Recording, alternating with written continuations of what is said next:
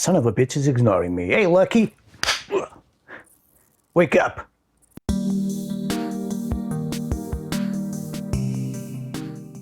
Greetings, welcome to another Deckard Games YouTube thing, on another modern GPU thing, and today we have the MSI Gaming X Trio, that being the AMD Radeon RX 7800 XT. This is my new GPU featuring the AMD RDNA2 architecture, 4K Ultra HD, 16GB of GDDR6 memory, and PCIe 4.0 support. These are the new GPUs from AMD. Needless to say, you have the 6800, the 6800 XT, and the 6900. This is the 6800 XT by MSI, which features their tri-fan cooling solution thing. Looking at the back, we have some publicity stunts by MSI. The Tri-Frozer 2, which is their cooling solution with Torx fan 4.0, whatever that means. Airflow control core pipes, the Dragon Center, which lets you control the clocks and the RGB thingies on the graphic and whatnot.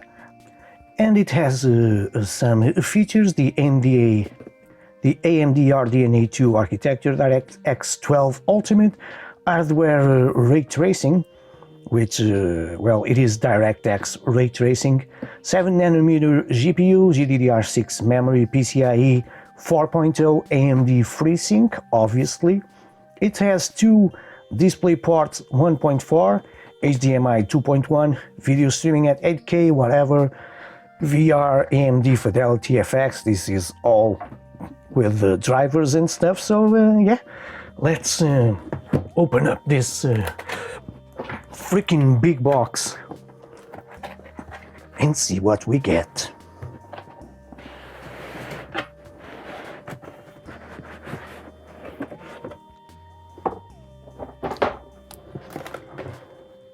Well, inside the box, as usual, we get the insert. Oh, that's a nice envelope by MSI.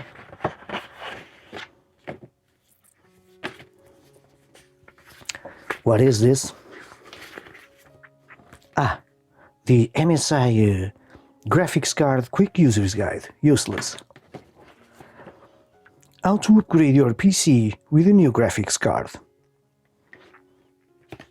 Ah, that's cool. Oh, that's neat. It's like a little comic book showing how to install your new GPU. Well, it is basically this, but way better. That's a nice touch from MSI. I really enjoy it. It's cool when you pay a lot of money like this to have something else. So yeah, it is a little comic book showing you how to install and run your software. I like this. Thumbs up for MSI.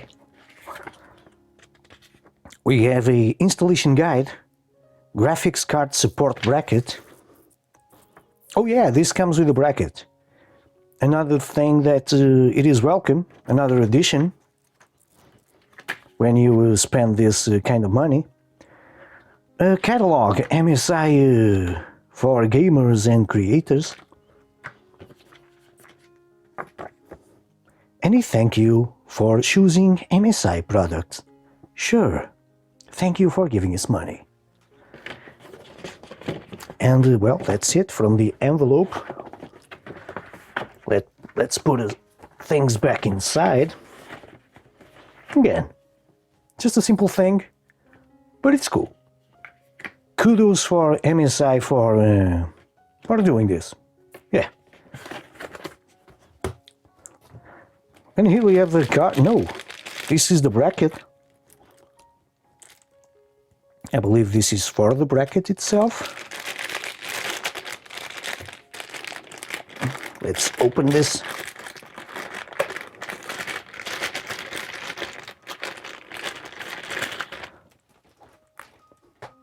So this is the bracket that MSI sends us to prevent sagging and stuff like that. Again, just a piece of metal, but yet again, when you pay this sort of money for something like this, well, at least companies could go with the trouble of giving you something more, and it's just a freaking piece of metal, so it is a nice addition to have. So yeah, again, kudos for MSI for giving you something more than just a card. And here, oh, this comes out first. Here we have the card itself. It is quite heavy. Do we have anything else? No. I was asking for too much. Here we have the card, still sealed, obviously.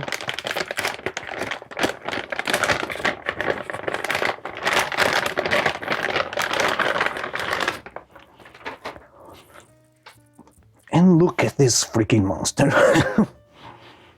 Quite big, yeah. There you have your I/O, HDMI and display ports. Their tri-fan solution, PCIe, 2 PCIe 8-pin connectors. I don't see any BIOS switch of some sort. I believe this is RGB, this thing over here, and also the Radeon logo. Backplate, nice and clean, just with the logo there. So yeah, massive cooler, as you can see, massive heatsink, the heat pipes on the back. So yeah, look at the size of this thing. Ah, crap. So let's take a closer look. And we are back in closer. Here we have again just the bracket that we are going to use. Probably, I believe this goes in here to support the card. It comes with this little spongy thing to probably stick in there.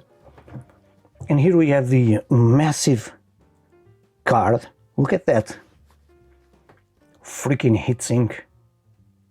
It is just massive, and the height beyond the bracket, it's also pretty thick. The bottom of the thing, and again our I/O section of things.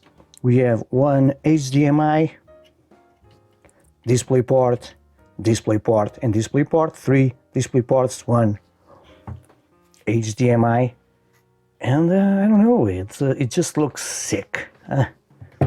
Freaking gigantic GPU, so don't have much else to say it. So let's put this into my machine where it will stay and run some benchmarks.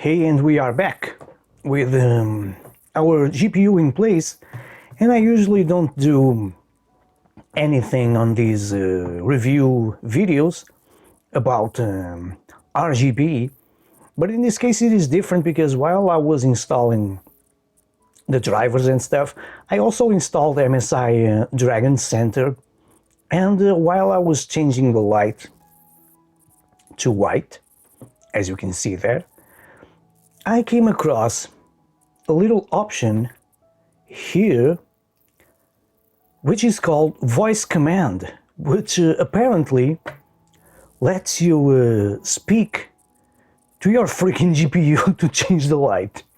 So let us try that, because why not? The option is on, is enabled, and according to MSI, the voice command is hey Lucky. Hey Lucky. There you go. And it flashes, letting you know that it recognized your voice, and you have to say something else. Something like, I don't know, whatever. Let us see. Hey Lucky, Mystique light flashing.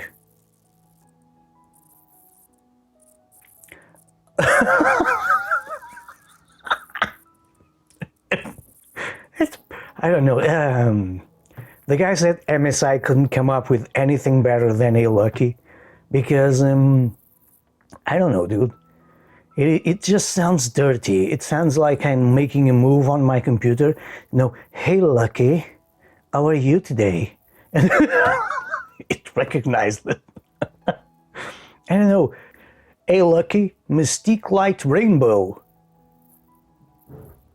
And there you go. It is just a gimmick. It is at the same time so stupid and so funny. I don't know, man. MSI.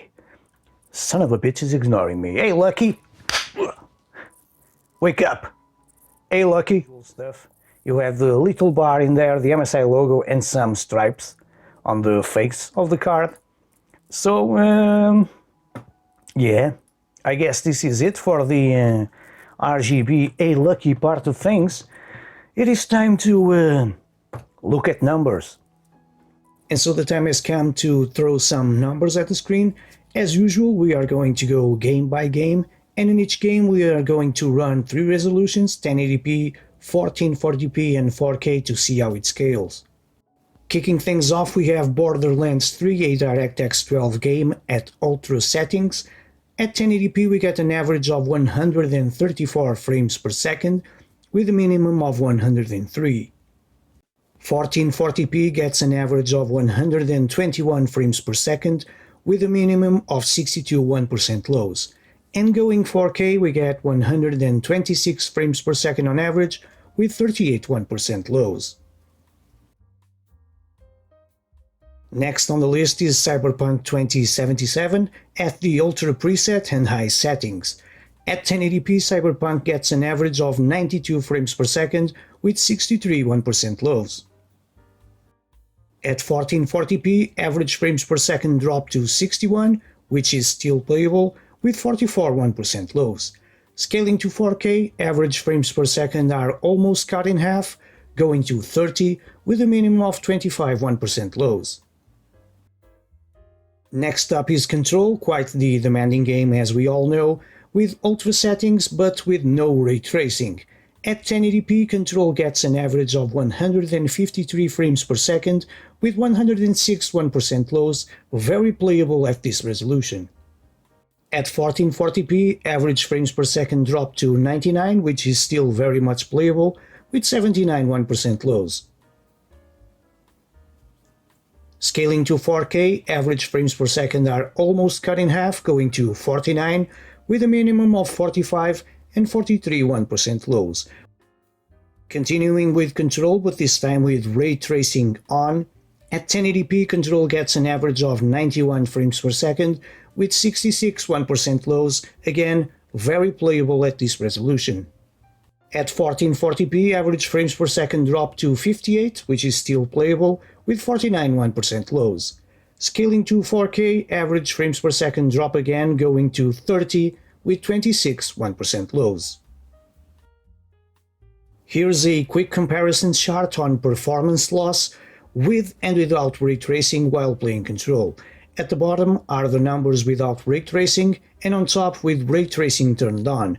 For each resolution, one can see a significant drop in performance of 47 to 50%.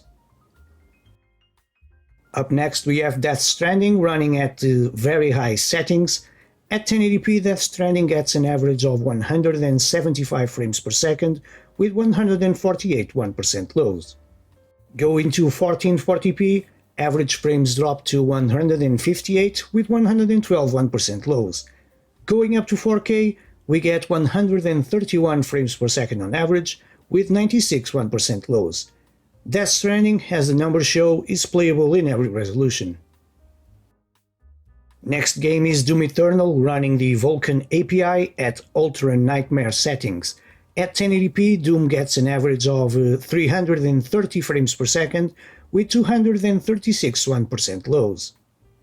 Going to 1440p, average frames per second drop to 269 with 197 1% lows.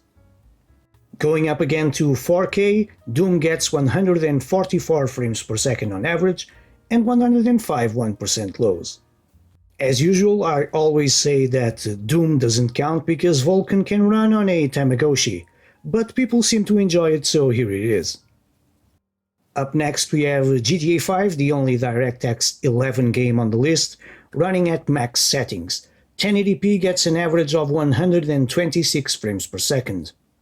1440p drops the average to 123 frames per second with 62 1% lows. 4K drops again to 122 frames per second, making GTA 5 a very playable game in all three resolutions. In fact, it's one of those games where it doesn't make any difference. As the numbers show, changing resolutions resulted in a difference of 2 frames per second on average. Next we have a new entry, Horizon Zero Dawn, running at ultimate quality settings. At 1080p, Horizon Zero Dawn gets an average of 141 frames per second with 91 1% lows. Going up to 1440p, average frames per second drop to 121 with 84 1% lows. Going up to 4K, Horizon Zero Dawn gets 70 frames per second on average and 55 1% lows. Finally, we have Shadow of the Tomb Raider running at the highest settings. At 1080p we get 147 frames per second on average with 65 1% lows. 1440p brings the average down to 124 frames per second, and at 4K the average drops again to 77 with 24 1% lows. We also have 3D Mark and its Time Spy demo, because why not? Getting at 1080p 171 frames per second in test 1 and 139 in test 2. Going up to 1440p, numbers drop to 119 and 99 frames per second. At 4K, numbers are cut in half with 59 and 54 frames per second. To sum things up, here we have a graphic with the average of all the games tested. Keep in mind that averages are averages, this meaning that a couple of games can bring the final numbers up or down. At 1080p, the RX 7800 XT got an average of 163 frames per second. At 1440p, the numbers dropped just a little to 135 frames per second. Finally, at 4K, frames per second go down almost 35% to 94. Again, these are just average numbers of all the tests. When it comes to thermals and running the Time Spy demo on a loop for about half an hour, the card reaches a maximum temperature of 64 degrees Celsius or 147 Fahrenheit in less than a minute and varies a few degrees over time. Remember that this is a stress test. As you can see in the bottom graphic, the GPU clock is at maximum almost all the time. In real-life gaming, temperatures will vary in time associated with GPU usage. As for noise levels, during the 3D Mark Time Spy stress demo, we got an average of 51 decibels with a maximum of 61. The measurement was made with the case opened and at approximately 20 centimeters or 7.9 inches of distance. Obviously that closing the case reduces the noise levels, and in my personal opinion the card is somewhat silent.